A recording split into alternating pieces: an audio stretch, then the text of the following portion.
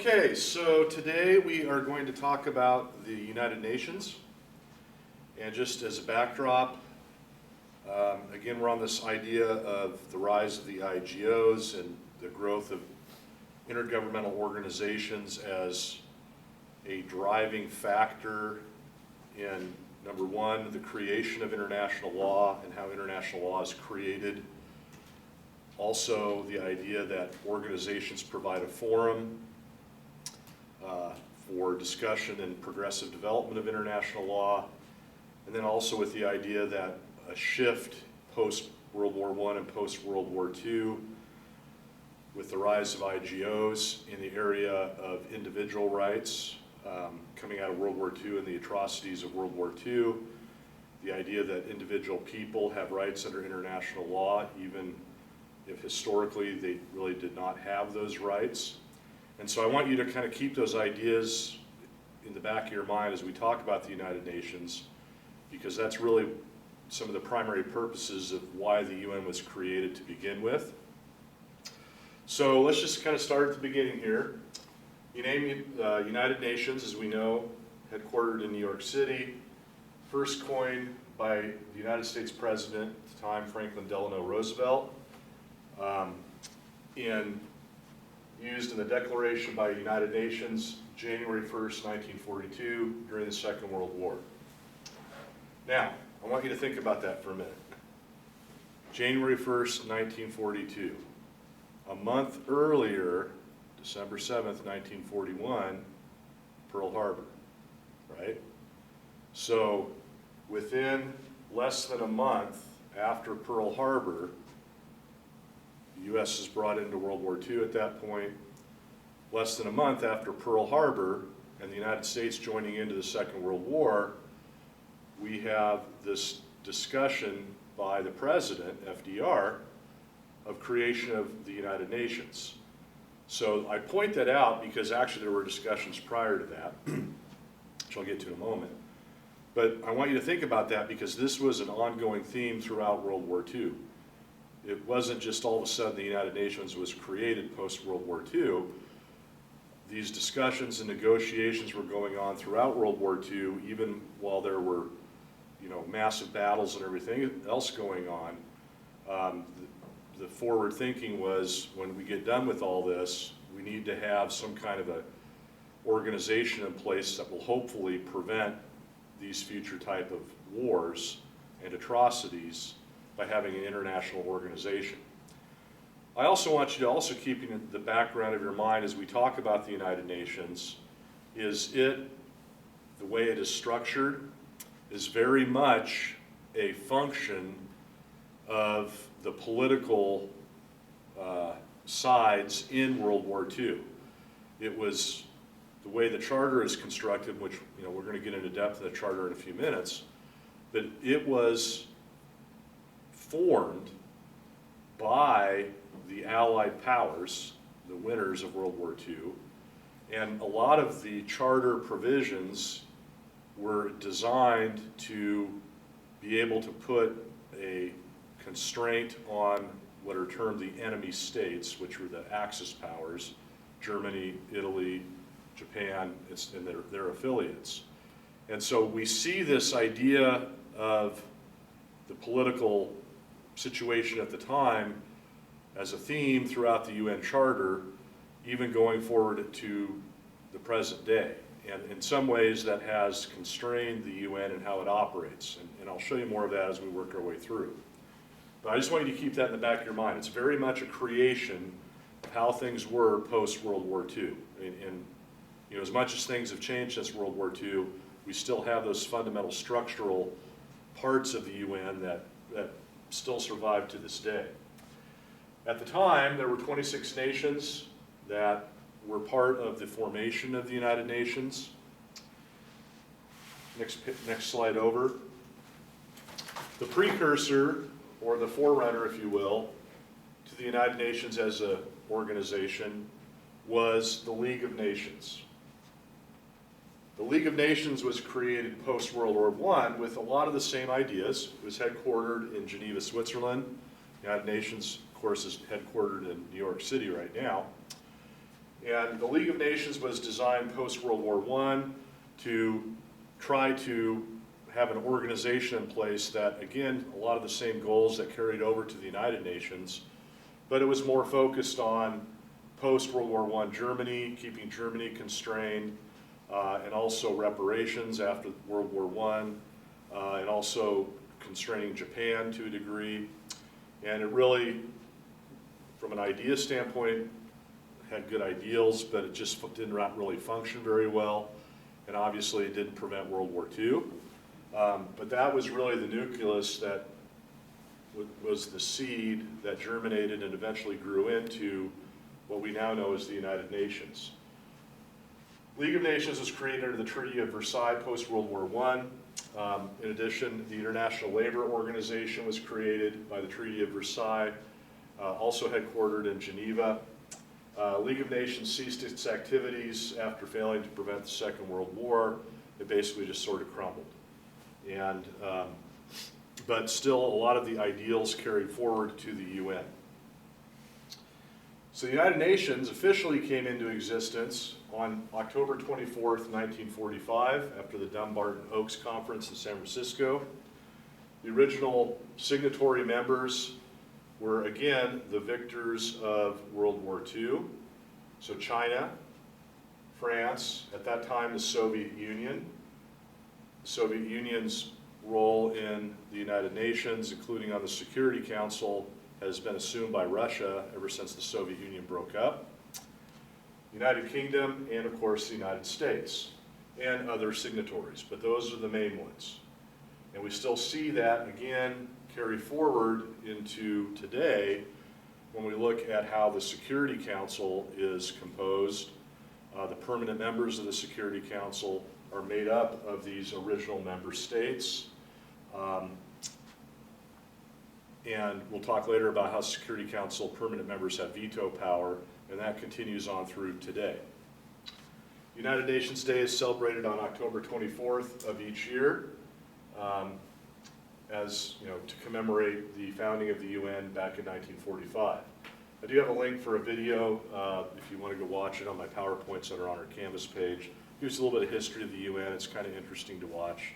It's about 15 minutes long if I remember. Okay, so let's talk about how the UN is structured.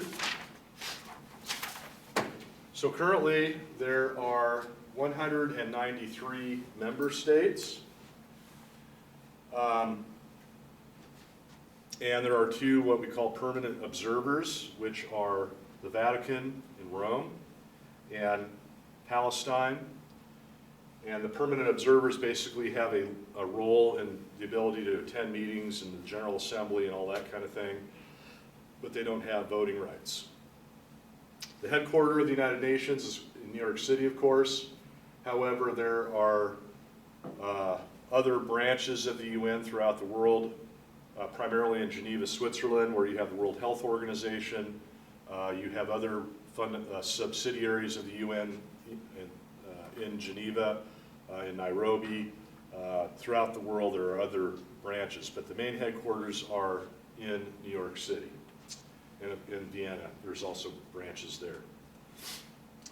So the Charter is the primary, what I would call the Constitution of the United Nations. It is the founding treaty that established how the United Nations is organized, what the purposes and functions of the United Nations are, what goals and reasons why the UN was created, and the structure of the UN, including the creation of the various organs or branches of the United Nations, along with the International Court of Justice, which was also formed at the same time. And it is the fundamental foundational document, which we're going to get more into in a moment. But just to kind of give you some overview before we get into the details of the Charter. The Charter sets up the creation of 6 what are called principal organs of the United Nations. They are the General Assembly, which is a representative member from each member country. If I was going to make an equivalency to how the United States is structured, The General Assembly would be sort of like our House of Representatives, where each state has one or more representatives, or maybe the Senate, kind of a combination of the two. But before we get into that, I just want to point out a major caveat, and that is, even though the General Assembly kind of looks like Congress, the legislative branch that we have in the United States, the General Assembly does not have legislative power. I'm going to repeat that over and over. The General Assembly is made up of a delegate from each member state. They each have a vote, but they do not have legislative power, meaning that the General Assembly cannot create international law in and of itself and impose it upon the member countries. With that said, the General Assembly does have the ability to initiate the creation of international law, and that's one of their primary roles, as I'll show you later. But I just want you to keep that in the back of your mind as well, that the General Assembly is not a legislative empowered organization. Again, legislative power means that you have a group like Congress in the United States that has the ability to write law and then impose it upon the public. And that is a fundamental difference between how the UN is created. It does not have that legislative power. And there's a reason for that, and that's primarily because member countries want to maintain their sovereignty. And if you had a General Assembly that had legislative power, that would limit the sovereignty of the member nations. And that's the idea behind it. All right, so then we have the Security Council. The Security Council, as we'll see later, the principal purpose of the Security Council is to act as sort of the executive enforcement arm of the United Nations, which includes the authority to, as necessary, impose sanctions, either economic or other non-military sanctions, or if necessary, use of military action. And I'll show you where that comes from in the charter here in a few minutes. We have the Economic and Social Council, which is, if I were to make a comparison to how the United States is structured, the Economic and Social Council is sort of like our various different administrative agencies that we have throughout the U.S. system, everything from Department of Education to other administrative agencies. And this is where you see the integration of affiliates like the World Health Organization and other subsidiary parts of the UN work through the Economic and Social Council for the promotion of human rights and other type of social, international social issues. The Trusteeship Council is another organ of the UN. The Trusteeship Council, just in a nutshell, was set up post-World War II, and the idea of the Trusteeship Council was to have in place an organizational structure for those parts of the world that post-World War II really didn't have a functioning government.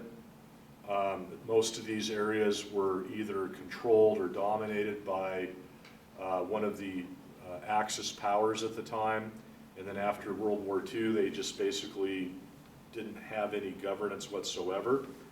And so the idea there was that the UN Trusteeship Council would come in and provide and help implement the formation of government, infrastructure, that kind of thing. Currently, the Trusteeship Council no longer is functioning. It basically went away once these areas were able to build back and form their own governments or join on to other sovereign states. So it no longer really functions. We're not really going to spend any time on it. And then, of course, we have the International Court of Justice, which is the primary judicial branch of the United Nations, sort of like the Supreme Court of the UN, to make a comparison with the U.S. legal structure.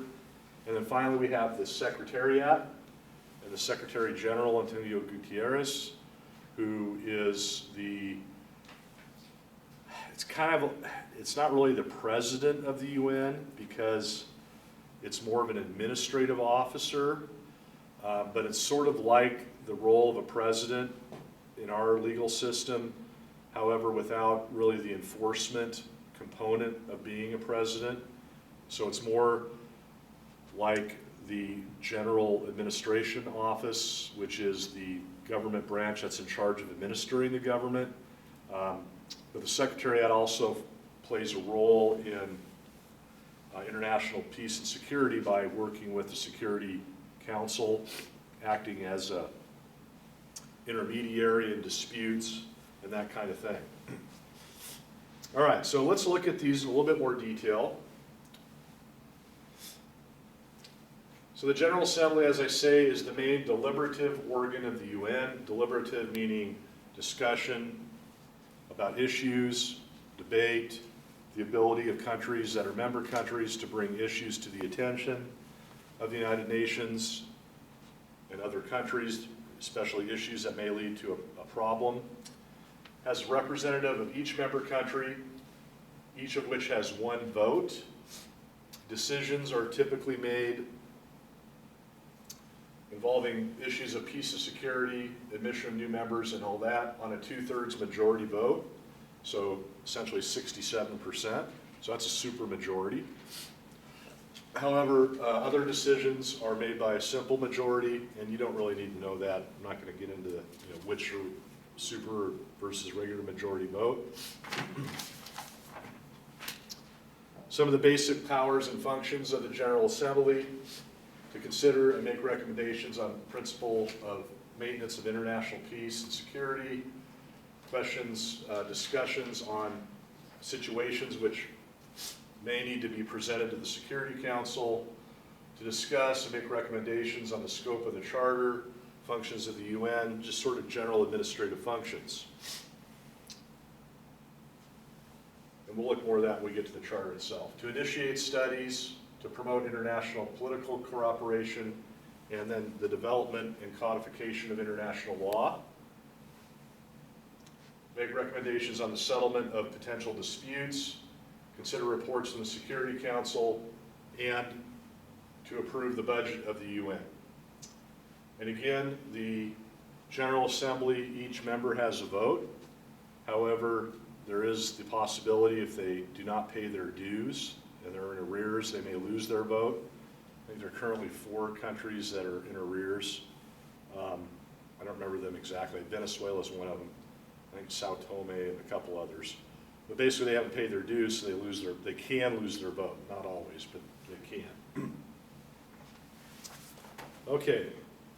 The Security Council is the primary responsibility for the maintenance of international peace and security.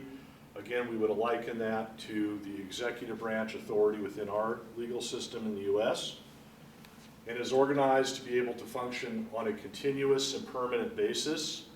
And again, this goes back to the idea with the General Assembly is that forum that I've been talking about, a permanent organization that has a forum with the ability to bring issues to the international stage. Security Council, same idea, a permanent forum and a permanent organization that is continuously available to be able to respond to issues that may result in a breach of international peace. And again, I want you to understand, it seems so simple, but it's a fundamental and critical point on the idea of why IGOs have taken over in many areas the role of international law. Historically, it was up to the countries that were in the dispute to try to resolve it among themselves. You didn't have these permanent organizations in place. And of course, that led to problems and always has. So that's one of the fundamental theoretical goals of the UN as an organization, is to be there in existence and as necessary 24 hours, 7 days a week. If there is a problem, you've already got the organization in place to at least try to deal with it, rather than to have to try to create it at the time when tensions are high. There are 15 members on the Security Council, 5 permanent members, which again are the 5 members we just discussed, the victors of World War II, so to speak. And there are 10 elected members that rotate for a 2-year term from the other membership countries that are not part of the permanent 5 members. And we'll get back, we'll get into that more detail when we look at the charter. So the permanent members currently, again, Russia took over for the Soviet Union. So you have the United States, Russia, China, France, and the United Kingdom. And then the other non-permanent members are voted on. I have in here, I'm way out of date. I thought I updated that slide, but it doesn't really matter for this class. Every 2 years it changes, so. Okay, so the Security Council, each council member, again there are 15, has one vote. Procedural matters are voted on by a majority of 9 out of the 15 members. So it's a majority vote of 9 out of 15. Substantive matters, which may include the use of economic or military force, require 9 votes, and they require the concurring votes of all 5 of the permanent members. This is called the great power of unanimity, often referred to as the veto power. And I'll show you where in the charter that comes from in a little bit, but what I want you to remember is the way that the Security Council is structured, you have 5 permanent members. When they make a decision on a substantive issue, not procedural, but substantive, that would be like use of force, what sanctions may be applied, whether to hold a country in default, that requires the 5 permanent members to all agree. Now, if they don't agree, that's a no vote. That basically amounts to a form of a veto. Now that's one of the structural, and again, this is why I highlight this idea of post-World War II, the way the UN is structured. Those 5 permanent members, obviously now if we look at the world political situation, some of them are at odds with each other, right? Russia and the US, to a degree China and the US, China and Russia are at odds with each other quite often. And so we have this intertwining of post-World War II politics that carries forward to today. Now, there's been a lot of discussion about, okay, can the UN be restructured so we get rid of this veto power? Long story short on that, probably not. And the reason why is in order to amend the UN Charter, to be able to do that, it requires all 5 of them to agree, which they won't do, because you're basically giving up power. And that's just as an aside, when the UN was created, post-World War II, again, as things were shaking out in Europe and around the world, post-World War II, you now had the United States and of course the Soviet Union at odds with each other big time. So the Cold War was beginning. And so neither the United States nor the Soviet Union really wanted to essentially give up power to the UN over themselves. Another way of saying it is, the idea at that time was we need to have an organization in place with kind of the purpose to constrain Germany and Germany's affiliates so that Germany doesn't do it all over again like World War I and World War II. And so that was kind of the idea. But they didn't want to set up an organization that essentially could overrule, the US didn't want to give up power, saying, okay, the UN, we don't want them to be able to tell us what to do, nor did the Soviet Union want to give up that power, nor did China, and to a lesser degree France and the United Kingdom. And so that power struggle carries forward to today. Because the UN never would have been created, really, if they all agreed that the UN would have sovereignty over it. So that's a structural issue with the UN, but I want you to keep that in the back of your mind. Okay, we'll look at more detail in the Security Council when we get to the Charter. So the Economic and Social Council, I'm not going to spend a lot of time on it. Coordinates work of 14 United Nations specialized agencies such as the World Health Organization, etc. They engage in commissions for the development of international law and to help human aid when we've got problems around the world, a plague or a pandemic of some type, engaging in that. It also administers United Nations funds to various specialized programs, again, sort of like our administrative agencies that we see in the United States. And the Secretariat, again, is the administrative, primary administrative agency of the United Nations. The head of the Secretariat is the Secretary General, who is appointed by the General Assembly and will act as the figurehead to a degree of the United Nations. It's in some ways, it's more of an administrative office than it is an executive office to a degree, but still the Secretary General has a lot of clout, if you will, internationally, and has, even though the Secretary General may not have really explicit authority to do things, by the very nature of the office comes a lot of power, if you will, on a diplomatic level.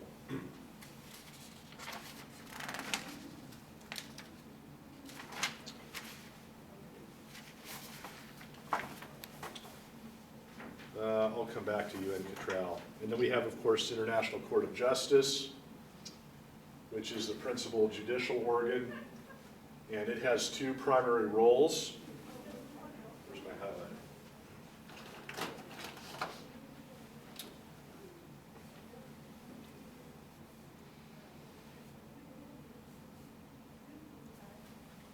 Now I'll show you this a little bit more in a minute when we get to the charter, but basically the court has two primary roles. The first is to hopefully settle disputes that are brought to the court by states. We call that a disputed or a controversial case. And then that, in other words, you have an actual dispute between countries, okay? Just like we're used to in a normal court in the United States. There's a secondary role of the International Court of Justice, and that is the ability to issue what's called an advisory opinion. So the first one is an actual dispute between countries.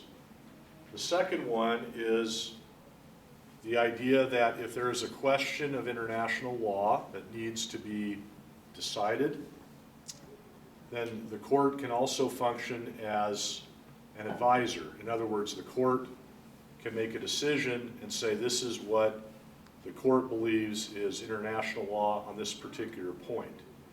There may not be an actual dispute involved, there just may be a question of international law. And so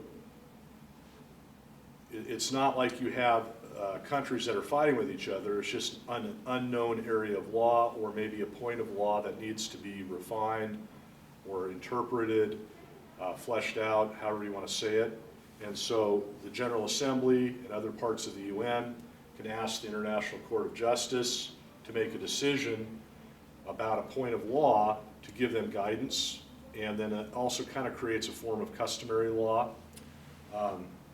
not necessarily binding precedents, but it is, it's kind of like when a lawyer issues an opinion on whether something's legal or not, kind of thing. All right, so let's start working at the charter, because that's really where I want to focus, because I do have several questions. So for you, make sure that you maybe fold the page over something so you can turn to the charter when you're doing the quizzes and when you're doing the midterm exam. I do have very specific questions on the tests where I'm going to want you to refer to a specific article in the charter, which I will point out to you as we work our way through. Find my pen here. All right. So I just want to go through and just kind of highlight some of the parts of the UN Charter to give you just some context. And to begin with, let's just look at the preamble. So, we the people of the United Nations again, these are, the preamble here is sort of explaining why the UN was created. And this goes back to the whole theme of this class, to prevent scourge of war, again, which twice in our lifetime has brought untold sorrow to mankind. So I'm talking about World War I and World War II are the backdrop to the creation of the UN.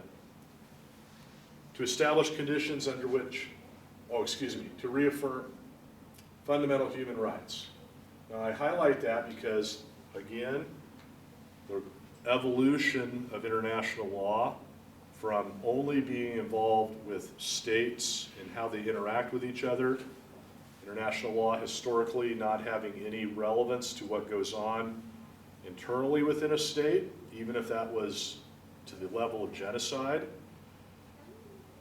World War II changed all that, and so this is a reiteration that international law also now, in terms of an organization, has as one of its principal fundamental reasons to include individual human rights, which may include the ability of the UN to act if a state is engaged in a violation of a peremptory norm, jus cogens, even though historically that wasn't the realm of international law. So this is a reiteration of that idea. Next highlight down here, to establish conditions under which justice and respect for obligations arising from treaties and other sources of international law can be maintained. This is a sort of,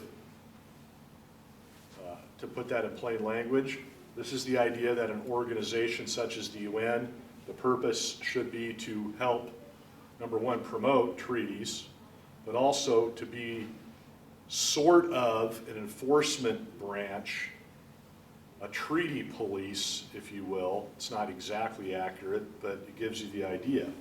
And again, this is the evolution from international law. Historically, countries that were part of the treaty, it was up to them to enforce their own treaty.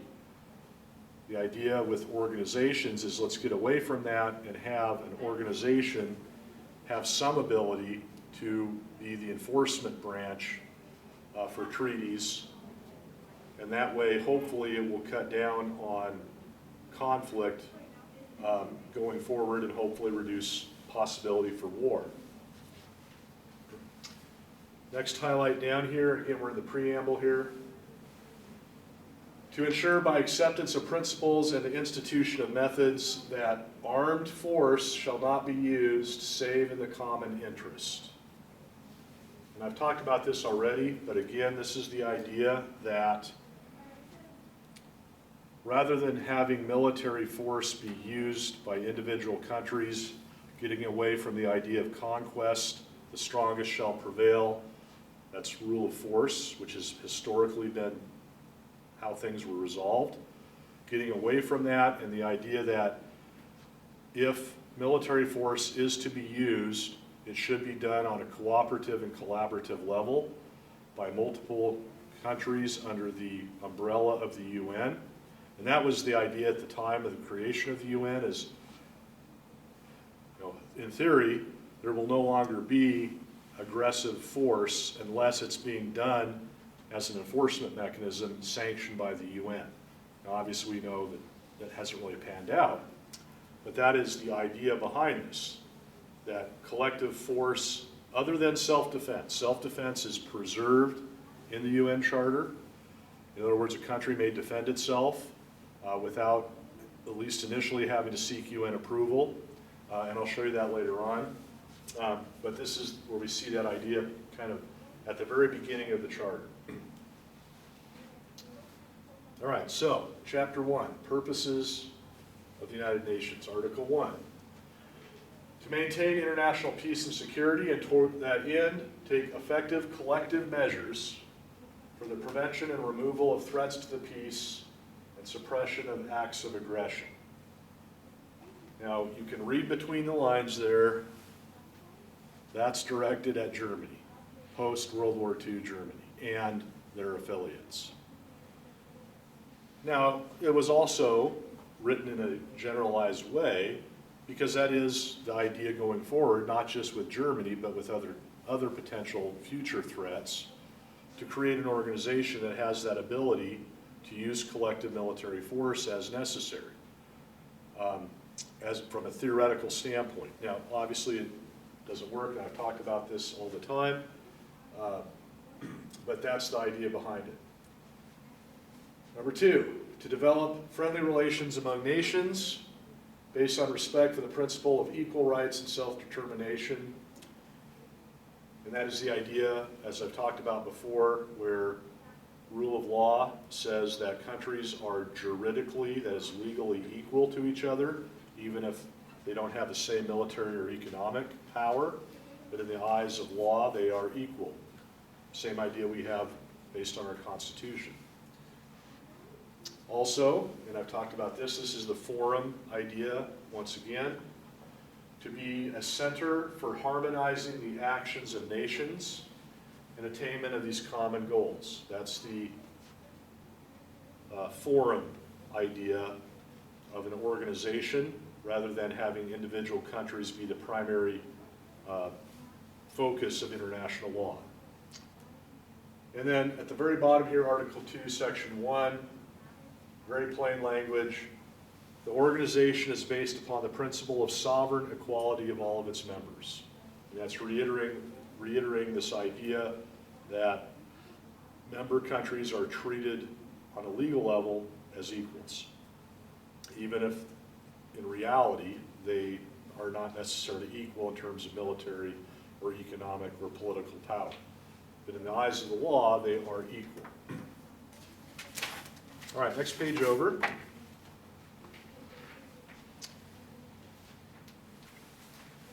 All members, section 2 right here, all members, in order to ensure that the rights and benefits resulting from membership shall fulfill in good faith the obligations assumed by them in accordance with the Charter. Number 3, one of these obligations is members shall settle their international disputes by peaceful means. Peaceful means meaning, hopefully, use of the International Court of Justice or other legal tribunals rather than military force, or if military force is the last resort, that it would be sanctioned by the UN Security Council as a collective measure. Where are we at? Number 4. All members shall refrain in their international relations from the threat or use of force against the territorial integrity or political independence of any state. So this is the idea that, again, the states are equal, and the borders of a state are part of, the formation of that state, and another state going into or going over into another sovereign is a violation of international law unless it's being done under the purposes of the Charter of the UN. In other words, for enforcement of human rights or that kind of thing. So the territorial sovereignty of a state. So invading another country, which has historically been how things were done, that idea is right here being shut down. Now, again, you got to look at the backdrop of World War II.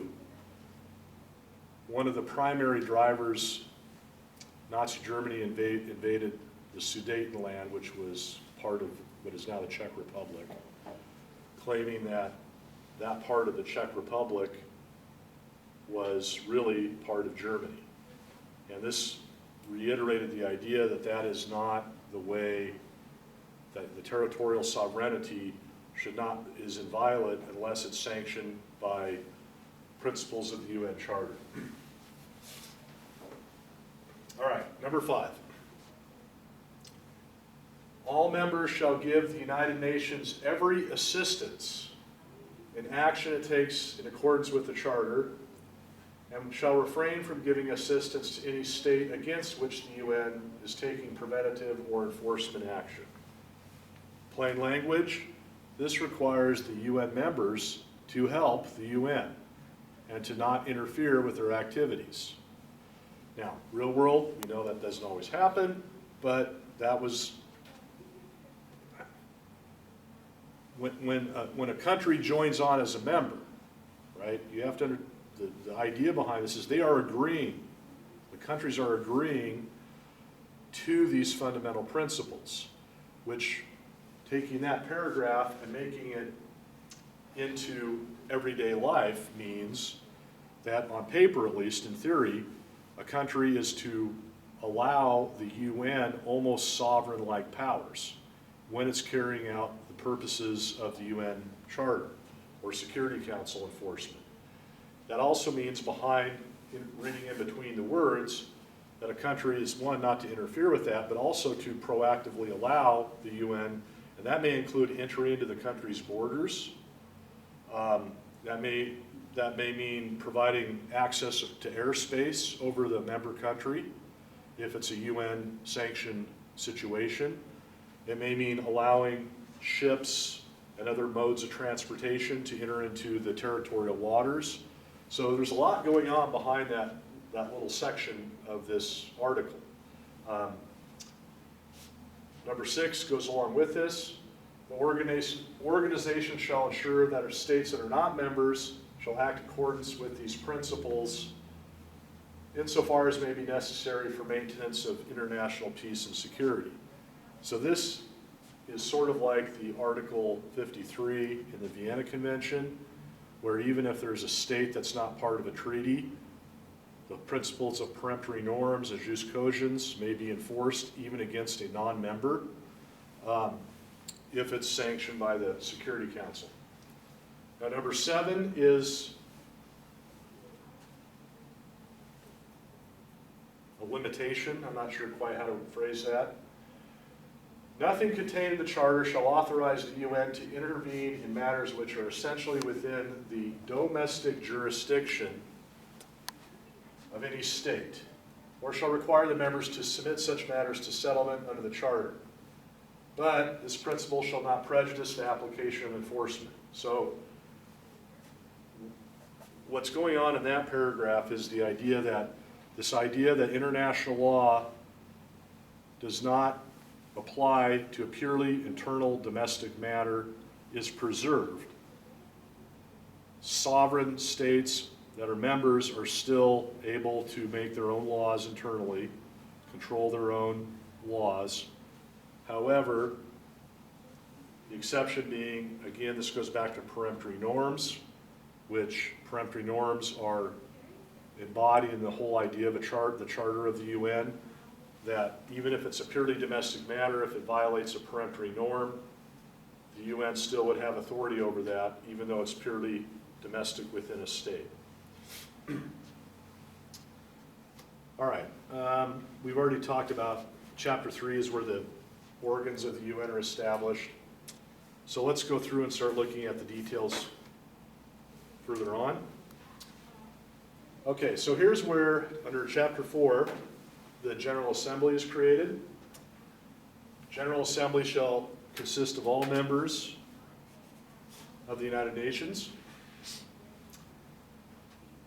Article 10. And throughout these, I'm not going to read every one of these articles, but I want to show you a phrase. And this phrase you will find over and over and over again throughout the Charter, both in regard to the General Assembly, the Economic and Social Council, and the Secretariat. But you see it mostly in this chapter that deals with the creation of the General Assembly. And this is the phrase right here. Make recommendations. So you see here, Article 10, the General Assembly may discuss any questions within the scope of the Charter and make recommendations to the members. Article 11, the General Assembly may discuss principles of cooperation and maintenance of international peace and security and may make recommendations about how to solve it. Right here, General Assembly may discuss questions, I already talked about that, may make recommendations. General Assembly They call the attention of the Security Council situations which are likely to endanger peace and security. And down below here, they may make recommendations with regard to a dispute. Now, let me talk about that phrase, make recommendations. Again, we see it over and over. I'm sure when they wrote the charter, and I don't know this for a fact, but I'm just kind of putting myself in their shoes, that they had to come up with wording that tiptoed around this idea of legislative power, right? So make recommendation means what? Is that binding? So if the General Assembly says, here's our viewpoint on this particular conflict, or this particular area of international law. So does the phrase make recommendation, does that mean that what they say is mandatory or advisory or optional? What do you think? Make recommendation. A recommendation is a suggestion, right? It's not a you got to do this. It's like, hey, I think this would be a good idea. Whether you do it or not, it's up to you kind of thing. So this phrase, make recommendations, is very important because that is essentially the idea that the General Assembly does not have the power to mandate, to order, to require, does not have the power to legislate, to enforce, to do these things. It is simply an advisory role. Now with that said, so in other words, the General Assembly cannot impose international law in and of itself, like a legislature can, like Congress. And that is, I'm sure that phrase is very well thought through, and it really does describe the power they have. Now with that said, so let me back up. So if I say or ask you the question, does the General Assembly of the United Nations have the power to make international law? The short answer is no. In terms of legislative power. But on the backside of things, the General Assembly does have the ability to initiate international law. And one way that that is done is through this idea of making recommendations. And here's what I mean. Let's say I'm a country that is doing something that may violate a treaty or is otherwise not really viewed as being a good way of behaving in the eyes of the international community. If we have 193 members of the General Assembly voting and saying, we recommend you don't do that anymore, now even though that's not a mandate, that carries a lot of diplomatic and political weight, if you will. When you've got a majority of the world's countries telling you, hey, what you're doing is not right, that carries a lot of back-end authority. I don't know what the right word is there, but you understand my meaning. And so when we look at that phrase, make recommendations, intentionally written to make sure that it's understood that the General Assembly doesn't have the power to mandate or require something like legislative power would, but still it has that weight of world community collaboration, if you will. And that in and of itself carries a lot of weight. Now to the level of being law, not necessarily. Also, if you think about it, if you have the General Assembly making a recommendation that requires a supermajority vote, which is 2/3 of the members of the UN, in a way, that kind of creates a customary role of international law. When you've got 2/3 of 193 countries agreeing on a particular point and making a recommendation, that's sort of an embodiment of customary law in a way. Now, is it mandatory? Not necessarily, but it does carry a lot of authority and weight to it nonetheless. All right, number 3, here I've read this already. The General Assembly may call to the attention of the Security Council situations which are likely to endanger international peace and security. I highlight that because, number 1, the General Assembly in and of itself, they don't have any enforcement power. But they do have the ability to bring to the attention to the Security Council these potential problems. And again, that goes back to that whole idea of the forum concept of an organization, providing that platform for the ability to bring to the attention of the enforcement arm of the UN potential problems. And again, historically, we just didn't have those kind of things, and that's what oftentimes led to conflict, militarily or otherwise. All right, Article 13. Put a little star right here.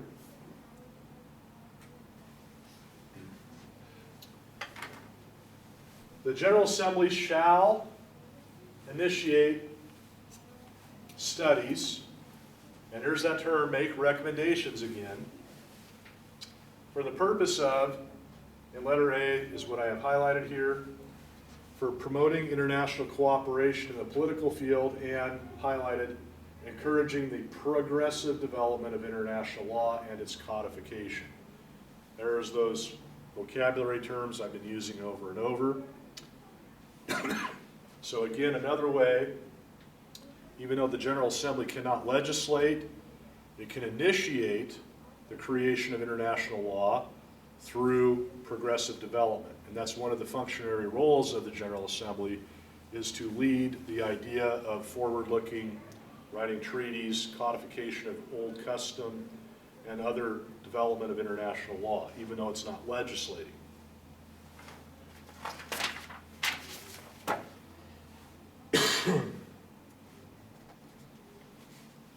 Article 14, there's that term again, may recommend measures for peaceful adjustment of a situation, so a conflict. So over and over we see that same idea of making recommendations. That's the point I'm making. Article 17 is the one exception, and this is where the General Assembly does have authority to mandate. And that is in the area of the budget. So the General Assembly does have the ability to mandate in terms of spending. Now, that may not seem like that big a deal, but obviously we know controlling funding, controlling the purse strings carries with it a lot of power, because if you don't fund something, it doesn't happen. So the back end of that is there is still a lot of power, even though they may not legislate, the power to fund and to budget for those activities. That also carries a lot of power in and of itself. So that's the one area. I think somewhere I've got a test question where what is the one area where the General Assembly has actual power to, I can't remember exactly how I worded it, but the answer, it's a multiple choice question. The answer is to approve the budget. That is to mandate the budget. Everything else is a make recommendation. So, if this was a make recommendation, it would be written differently. The General Assembly may make recommendations about budgets and appropriation. Then it would be left to somebody else to do it. This gives them that absolute power.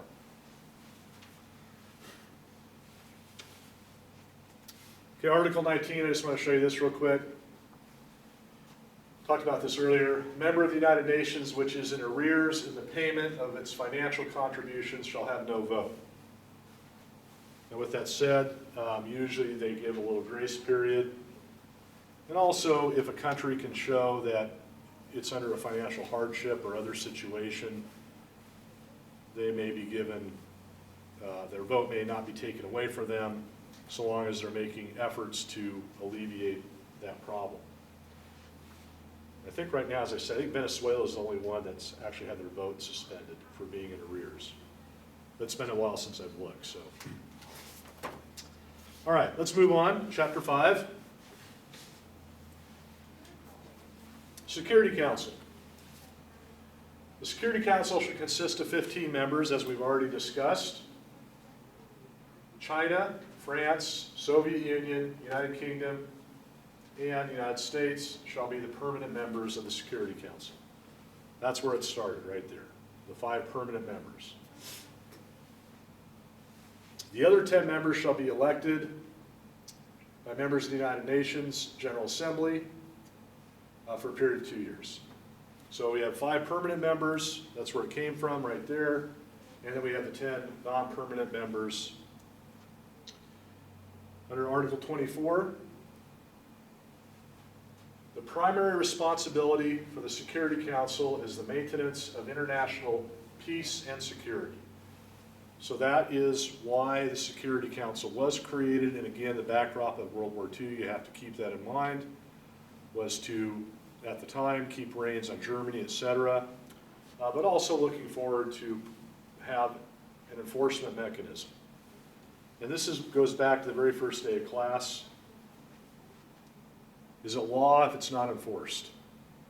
It's true domestically, it's also true internationally. And this is a recognition that there has to be at some level an enforcement mechanism.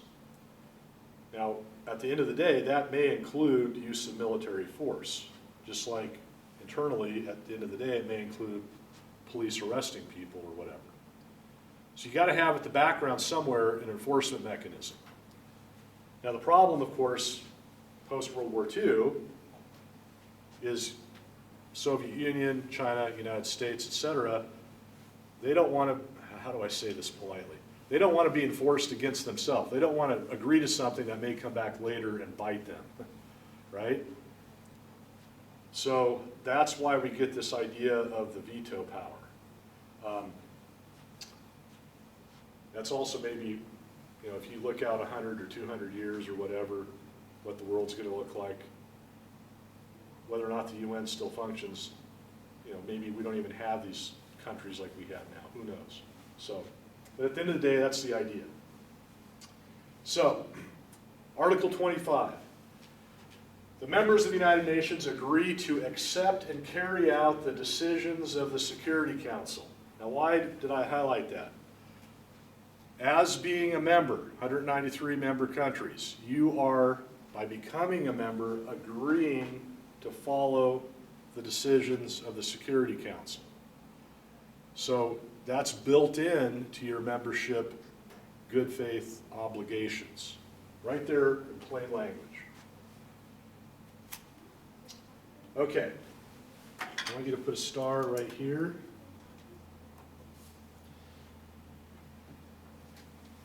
Article 27. Each member of the Security Council shall have one vote.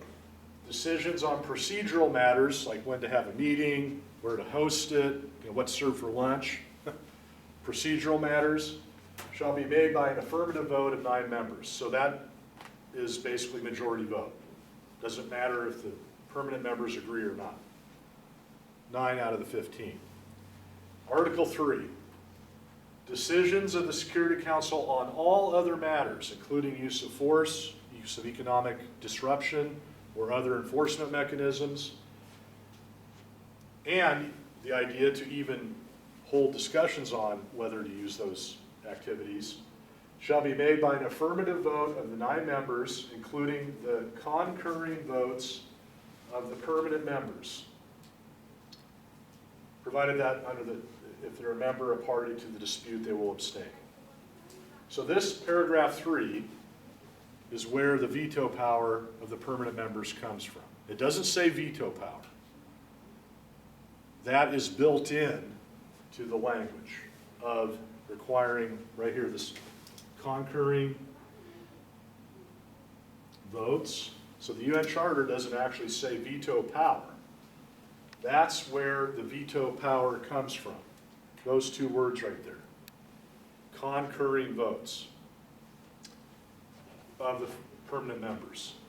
So that means that any one of the permanent members may say no, and then it doesn't happen. And obviously, it's pretty hard to get all 5 members of the permanent members to agree on things, right? Because usually, if you think about things, if there's an issue before the Security Council about use of force in the world or whatever, typically, out of the 5 permanent members, one of them is going to have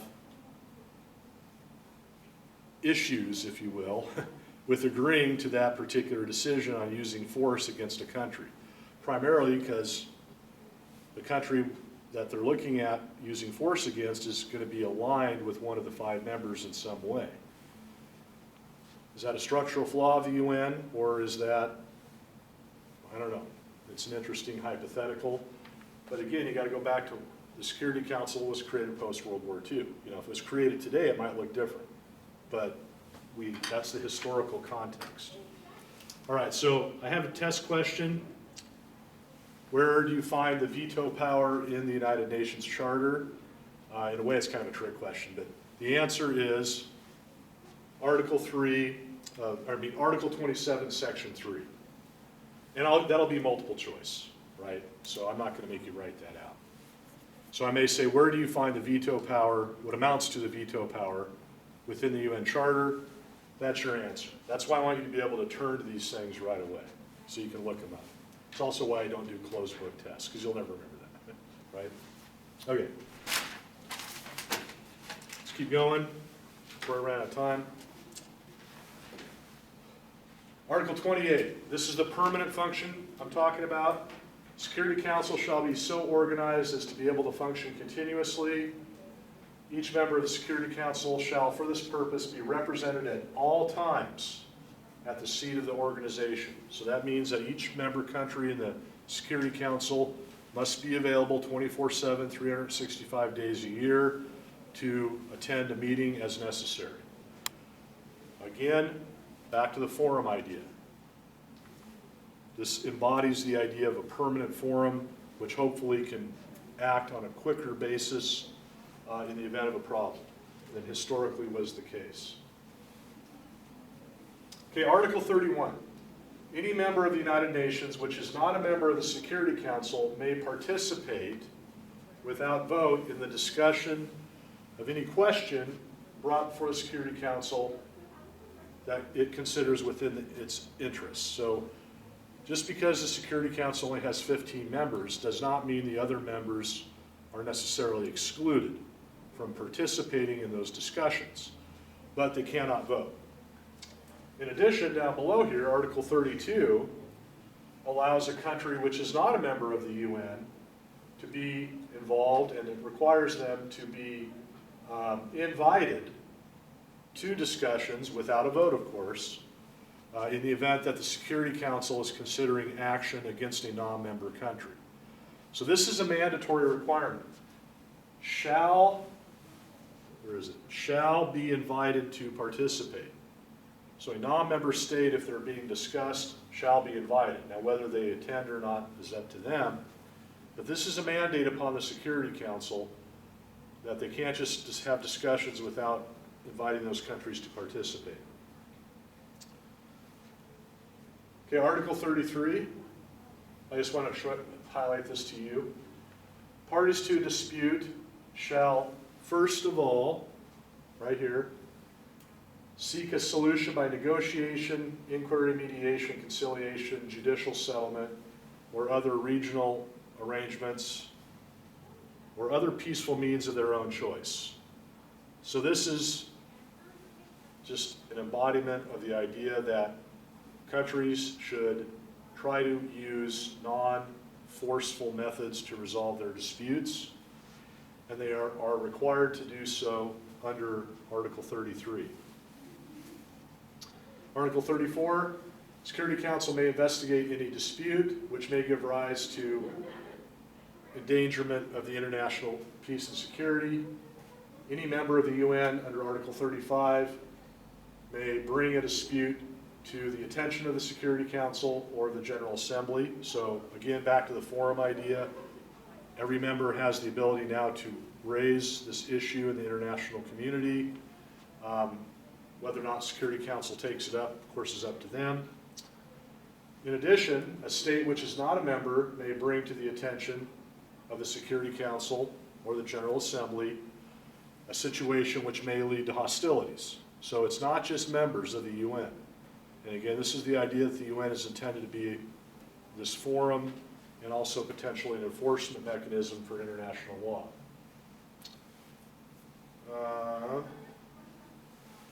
At the bottom here, Security Council should take into consideration any procedures for the settlement of dispute which have already been adopted by the parties. That has a multifold meaning. Basically, number one, it allows countries to set up other dispute resolution mechanisms like the World Trade Organization or other regional arrangements outside of the UN Charter system. And this also allows the Security Council to take into account that perhaps they've already gone through those methods, maybe under another treaty, and they didn't work. So the Security Council can also say, well, you really need to go back and try it under your own treaty first before you come to us. So that's kind of what's going on behind that language. That's why I highlighted it. All right, let's get to the meat and potatoes of the Security Council power. All right. Next page over. In making recommendations under this article, the Security Council should take into consideration the idea that legal disputes should, as a general rule, be referred to by the parties to the International Court of Justice. Now, the reason that's important and why I highlighted that is the Security Council wants to